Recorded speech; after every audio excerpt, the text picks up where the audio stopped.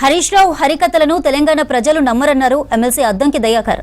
నీళ్ల పేరుతో తెలంగాణ ప్రజలను దోచుకున్న దొంగలు ఇప్పుడు నీతి వ్యాఖ్యలు వల్లిస్తున్నారన్నారు. గోదావరి కృష్ణా వాటాల్లో శాశ్వత పరిష్కారానికి సీఎం రేవంత్, మంత్రి ఉత్తమ్ ప్రయత్నిస్తున్నారని చెప్పారు అద్దంకి. హరీష్ రావు నీటి వాటా మీద చిలక పలుకులు పలుకుతున్నాడు. ఆ రోజు ఆయన నీటిపారుదల శాఖ మంత్రిగా ఉన్నప్పుడు, వాళ్ళ మామ నీటిపారుదల శాఖ మంత్రిగా ఉన్నప్పుడు హాయిగా ఇంట్లో వండుకున్నారు. నీటి పేరు మీద తెలంగాణను తెగదోచుకున్నారు. ఇప్పుడు నీతి వాక్యాలు చెప్తున్నారు. మీకు మిడిమిడి జ్ఞానంతో, గతంలోనే చెప్పినాం, అరకొర జ్ఞానంతో, తెలిసి తెలియక మీ అజ్ఞానంతో తెలంగాణకు జరిగిన అన్యాయాన్ని ఇలా కాంగ్రెస్ ప్రభుత్వం సరిచేస్తుంది. ఇంకా చెప్పాలంటే 2 రాష్ట్రాల మధ్యన శాశ్వత జలజగడాలకు పరిష్కారం దిశగా రేవంత్ రెడ్డి గారి ప్రభుత్వం, ఉత్తమ్ కుమార్ రెడ్డి గారి నేతృత్వంలో ప్రయత్నాలు జరుగుతున్నాయి. కనీసం తెలుసుకొని మాట్లాడండి.